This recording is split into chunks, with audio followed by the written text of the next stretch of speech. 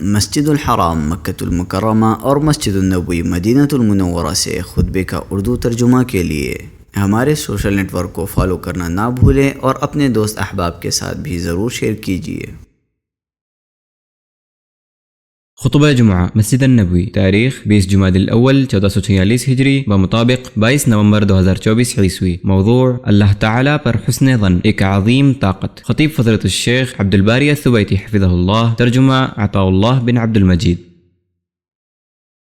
تمام تعریفیں اس اللہ کے لیے ہیں جو جود و سخا والا اور احسان کرنے والا ہے، جو عظیم سلطنت کا مالک، وسیع علم و احسان والا ہے۔ وہ عدل و انصاف کے ساتھ فیصلہ کرتا ہے اور اپنے فضل و کرم کے ساتھ جو چاہتا ہے کرتا ہے۔ میں اس کی وسیع رحمتوں پر اسی کی حمد و ثنا بیان کرتا ہوں اور اس کا شکر بجا لاتا ہوں، اور میں گواہی دیتا ہوں کہ اللہ تعالیٰ کے سوا کوئی معبود برحق نہیں، وہ تنہا ہے، اس کا کوئی شریک نہیں، اسی کا حکم چلتا ہے، اسی کا فیصلہ حتمی ہے اور اس کا وعدہ بھی سچا ہے۔ میں گواہی دیتا ہوں کہ ہمارے آقا و نبی محمد صلی اللہ علیہ وسلم اس کے بندے اور رسول ہیں۔ اس نے آپ صلی اللہ علیہ وسلم کو ہدایت کی راہ دکھانے والا اور بشارت دینے والا بنا کر بھیجا اور تمام مخلوقات کے لیے انہیں ڈرانے والا بنایا۔ میرے رب کی رحمتیں اور سلامتی نازل ہوں ان پر اور ان کے اہل و عیال پر اور ان کے اصحاب پر، جنہوں نے اللہ کی راہ میں صبر کے ساتھ جہاد کیا اور جنہوں نے رضا الہی والے کاموں میں اجر و ثواب کی امید رکھی۔ حمد و صلات کے بعد میں اپنے آپ کو اور آپ سب کو تقوی الہی کی وصیت کرتا ہوں۔ یہی دلوں کا توشہ، راہوں کا چراغ اور تمام بھلائیوں کی کنجی ہے۔ اسی کے ذریعے بصیرتوں کو جلا ملتی ہے، روحوں کو سکون ملتا ہے اور اعضاء و جوارے درست رہتے ہیں۔ زندگی کے اتار چڑھاؤ اور چیلنجز کے درمیان ایک انسان ایسے احساس و شعور کی ضرورت محسوس کرتا ہے جو پریشانی کو ختم کر کے اسے سکون و اطمینان مہیا کرے، ایسا سکون و اطمینان جو دل کو تسلی فراہم کرے اور اس سے خوف و شک دور ہو جائے۔ اس احساس و شعور کی کنجی اللہ سبحانہ و تعالیٰ کے ساتھ اچھا گمان ہے، جو معاملات کی تدبیر میں اللہ تعالیٰ کی حکمت پر بھروسہ رکھنے اور اس بات پر ایمان و یقین رکھنے سے پیدا ہوتا ہے کہ کائنات میں جو کچھ بھی ہو رہا ہے وہ ایک باریک بین نظام کے مطابق چل رہا ہے۔ جو چیز دل کو یقین سے بھر دیتی ہے وہ یہ ہے کہ سخت ترین مصیبتوں میں بھی خیر و بلائی موجود ہوتی ہے۔ ہر مصیبت کے پیچھے حکمت اور رحمت مضمر ہوتی ہے، خواہ ہم فوراً اس کا ادراک کر لیں یا بعد میں وہ ہم پر آشکار ہو۔ اور جس کا دل اللہ تعالیٰ کی رحمت، عدل اور حکمت پر بھروسے سے لبریز ہوتا ہے تو وہ جلد ہی خوشحالی کو دیکھ لیتا ہے، اگرچہ حالات کتنے ہی سنگین ہوں۔ جو مومن اپنے رب پر اچھا گمان رکھتا ہے وہ اعتماد اور یقین کے ساتھ اپنی زندگی کے سفر کی طرف پیش قدمی کرتا ہے۔ اسے اس بات کا یقین ہوتا ہے کہ اللہ تعالیٰ اسے ایک روشن مستقبل کے لیے تیار کر رہا ہے، جس میں وہ اللہ تعالیٰ کی رحمتوں اور ان نوازشات کی امیدوں کے ساتھ زندگی بسر کرے گا جو بیان سے باہر اور توقعات سے کہیں زیادہ ہیں۔ چنانچہ پھر ایمانی قوت اسے شجاعت اور نیک فالی کے ساتھ نئے نئے اقدامات کرنے اور بھاگ دوڑ کرنے پر ابھارتی ہے۔ زندگی کی روایات میں سے ایک آزمائش بھی ہے جو اچانک آ جاتی ہے تاکہ صبر کی آزمائش ہو اور یقین میں اضافہ ہو، اور وہیں اللہ تعالیٰ کے ساتھ اچھا گمان ایک ایسی طاقت بن کر ابھرتا ہے جو مصیبت کو نعمت میں اور غم کو مومن کی حکمت میں بدل دیتا ہے۔ وہ مومن جو اپنے رب پر بھروسہ کرتا ہے اور اچھی طرح جانتا ہے کہ یہ آزمائش عارضی ہے اور صبر کے بعد نعمت آنے والی ہے جو اس کی قدر کو بڑھا دے گی یا اس میں کوئی سبق ملے گا جو اسے اللہ تعالیٰ کے قریب کر دے گا۔ توکل الہی اللہ سبحانہ و تعالیٰ کے ساتھ اچھے گمان کی غذا ہے اور مانوی طاقت کا عظیم سرچشمہ ہے جو انسان کو مایوسی اور رنج و غم کے سامنے ہار ماننے سے بچاتا ہے۔ جو شخص سچے دل سے اللہ تعالیٰ پر بھروسہ کرتا ہے اس کا دل اس یقین سے لبریز ہو جاتا ہے کہ اللہ تعالیٰ اسے کبھی بے یار و مددگار نہیں چھوڑے گا، بلکہ وہ فتنوں میں کامیابی کا راستہ دیکھ لیتا ہے، رکاوٹوں میں ترقی کی معراج تلاش کر لیتا ہے اور مشکلات میں خود کو اجاگر کرنے کی کوشش کرتا ہے۔ قرآن مجید ہمارے لیے اللہ سبحانہ و تعالیٰ پر حسن ظن کی بہترین مثالوں کو پیش کرتا ہے۔ یہاں مریم صدیقہ اپنے سب سے مشکل لمحات میں جب درد ذہ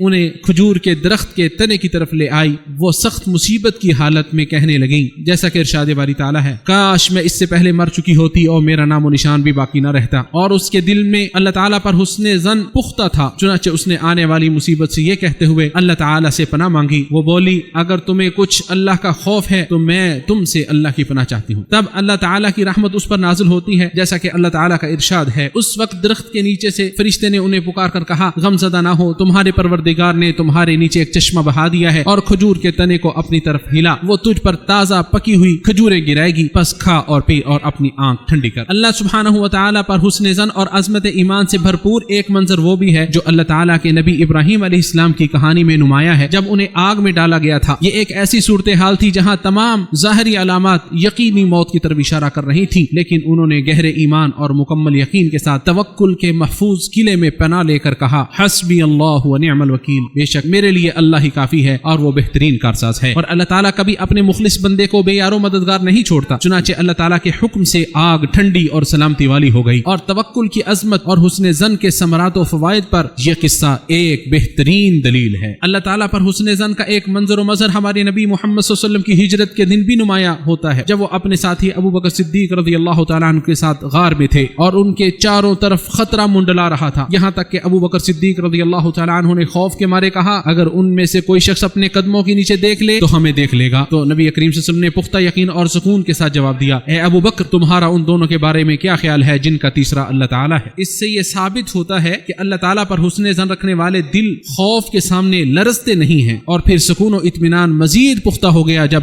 نبی صلی اللہ علیہ وسلم نے یہ ارشاد فرمایا غم نہ کرو اللہ تعالیٰ ہمارے ساتھ ہے۔ اس موقع پر توکل اور ایمان سے متعلق ایک ابدی اور دائمی سبق یہ ملا کہ اللہ تعالیٰ اپنے سچے بندوں کو کبھی بے یار و مددگار نہیں چھوڑتا۔ اللہ پر حسن ظن صرف افراد تک محدود نہیں ہے بلکہ یہ پوری امت کا توشہ ہے اور سب سے بڑے چیلنجز کا مقابلہ کرنے میں اس کی قوت و طاقت کا سر چشمہ ہے۔ بدر کی جنگ میں جب مسلمان تعداد میں کم اور بے سر و سامان تھے، وہ مشرکوں کی اس فوج کا مقابلہ کر رہے تھے جو ان سے کئی گنا زیادہ تھی، لیکن پھر بھی اللہ تعالیٰ نے مسلمانوں کو فتح دی کیونکہ انہوں نے اللہ تعالیٰ پر بھروسہ کیا اور یقین رکھا کہ طاقت اور غلبہ اکیلے اللہ کے ہاتھ میں ہے۔ غزوہ احد کے بعد جب مشرکین نے رسول اللہ صلی اللہ علیہ وسلم اور آپ کے صحابہ کو ختم کرنے کی دھمکی دی تو اس سے ان کا ایمان یقین مزید پختہ ہو گیا۔ اس فرمان میں اللہ تعالیٰ نے ان کا یہ حال بیان فرمایا ہے، یہ وہ لوگ ہیں جب لوگوں نے تمہارے مقابلے کو ایک بڑا لشکر جمع کر لیا ہے لہٰذا ان سے بچ جاؤ، تو ان کا ایمان اور بھی زیادہ ہو گیا اور کہنے لگے ہمیں تو اللہ ہی کافی ہے اور وہ بہت اچھا کارساز ہے۔ تو وہ اللہ تعالیٰ کی طرف سے عظیم نعمت اور فضل کے ساتھ لوٹے، انہیں کوئی برائی نہیں پہنچی اور انہوں نے اللہ کی رضا کی پیروی کی۔ ان واقعات نے گہرے ایمان اور سچے توکل کے لازوال درس قائم کیے ہیں تاکہ اللہ تعالیٰ پر حسن ظن امت کے لیے مشعل راہ بن کر مشکلات میں ضیاء پاشی کرے۔ گہرا ایمان اور اللہ تعالیٰ پر اچھا گمان یہ دونوں مشکلات اور کٹھن حالات کے سامنے امت کی ثابت قدمی اور استقامت کے راز ہیں۔ تاریخ کے مختلف ادوار میں امت اسلامیہ نے بڑے بڑے چیلنجز کا سامنا کیا جو اس کی بنیادوں کو ہلا دینے والے تھے، لیکن وہ ان سے مزید طاقتور اور مضبوط بن کر باہر نکلی۔ اس کا اپنے رب پر یقین ایک رہنما ستارے کی طرح تھا جو اس کے راستے کو روشن کرتا تھا، اسے سکون و اطمینان فراہم کرتا تھا اور اسے جلدی فتح و نصرت سے ہمکنار کرتا تھا۔ اللہ تعالیٰ پر اچھا گمان ہی اس کی قوت و بقا کا راز تھا۔ یہی وہ روشنی ہے جو مایوسی کے اندھیروں کو دور کرتی ہے اور ایک روشن مستقبل کی امید کے دروازے کھولتی ہے۔ یہ اللہ تعالیٰ کی قدرت اور حکمت پر پختہ یقین ہے جو دلوں میں یہ عزم بٹھاتا ہے کہ عروج و سر بلندی اور عزت مل کر ہی رہے گی اور اللہ تعالیٰ اس کی حالت کو کمزوری سے طاقت کی طرف اور بے بسی سے طاقت و اقتدار کی طرف بدل دے گا، جیسا کہ ارشاد باری تعالیٰ ہے، اے لوگو اگر تم اللہ کے دین کی مدد کرو گے تو وہ تمہاری مدد کرے گا اور تمہیں ثابت قدم رکھے گا۔ اللہ تعالیٰ میرے اور آپ کے لیے قرآن عظیم کو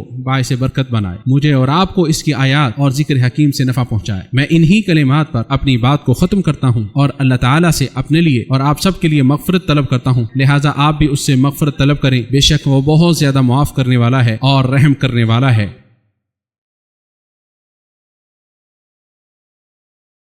تمام تعریفیں اس اللہ کے لیے ہیں جو نہایت مہربان، جود و سخا والا، جاننے والا، حکمتوں والا ہے، جس نے علم سے ہر چیز کو گھیر رکھا ہے۔ اس اللہ نے کاریگری میں ہر چیز کو مضبوط بنایا اور میں گواہی دیتا ہوں کہ اللہ تعالیٰ کے سوا کوئی معبود برحق نہیں، وہ تنہا ہے، اس کا کوئی شریک نہیں، اسی کی فرما روائی ہے اور اسی کی طرف لوٹ کر جانا ہے۔ اور میں گواہی دیتا ہوں کہ ہمارے نبی و سردار محمد صلی اللہ علیہ وسلم اس کے بندے اور رسول ہیں جو سب سے زیادہ ایمان والے اور سب سے کامل احسان والے تھے۔ اللہ تعالیٰ رحمت نازل فرمائے آپ صلی اللہ علیہ وسلم پر، آپ کی آل اور صحابہ کرام پر جو آپ صلی اللہ علیہ وسلم کی سیرت پر چلنے والے تھے، جن کے ذریعے دنیا روشن ہو گئی اور اندھیرے چھٹ گئے، زائل ہو گئے۔ حمد و صلات کے بعد میں اپنے آپ کو اور آپ سب کو تقوی الہی کی وصیت کرتا ہوں۔ اللہ تعالیٰ کے بارے میں حسن ظن کا یہ مطلب نہیں کہ ہاتھ پر ہاتھ رکھ کر بیٹھ جاؤ یا کسل مندی کا شکار ہو جاؤ، کام کرنا چھوڑ دو، بلکہ وہ تو برانگیختہ کرنے والی ایسی قوت ہے جو انسان کو محنت و کوشش اور بھاگ دوڑ کرنے پر آمادہ کرتی ہے، جس کا ایک مقصد اور تقاضا یہ ہے کہ انسان اپنی پوری جد و جہد کرے، اس کے دین کی خدمت کرے، امت کی خیر و بلائی اور اپنے وطن کی تعمیر و ترقی کے لیے پوری اپنی توانائیاں صرف کر دے، جیسا کہ نبی صلی اللہ علیہ وسلم نے ارشاد فرمایا اگر قیامت بھی قائم ہو جائے اور پنیری لگانے کے لیے تم میں سے کسی کے ہاتھ میں اس وقت کھجور کا چھوٹا سا پودا ہو تو اسے کوشش کرنی چاہیے کہ اسے بو دے، اسے لگا دے۔ تو اس حدیث میں پنیری لگانے سے تعمیر و ترقی، آباد کاری، کام کاج اور اپنے واجبات کی ادائیگی پر زور و تاکید کی طرف اشارہ مقصود ہے، اس ایمان و یقین کے ساتھ کہ خیر و نیکی باقی رہتی ہے اگرچہ اس کے نتائج آنکھوں سے اوجل ہی کیوں نہ ہوں، جیسا کہ ارشاد باری تعالی ہے۔ اور جو اللہ تعالیٰ سے ڈرے گا وہ اس کے لیے نکلنے کا کوئی راستہ بنا دے گا اور اسے رزق دے گا جہاں سے وہ گمان نہیں کرتا، اور جو کوئی اللہ تعالیٰ پر بھروسہ کرے گا وہ اسے کافی ہے۔ بے شک اللہ تعالیٰ اپنے کام کو پورا کرنے والا ہے، یقیناً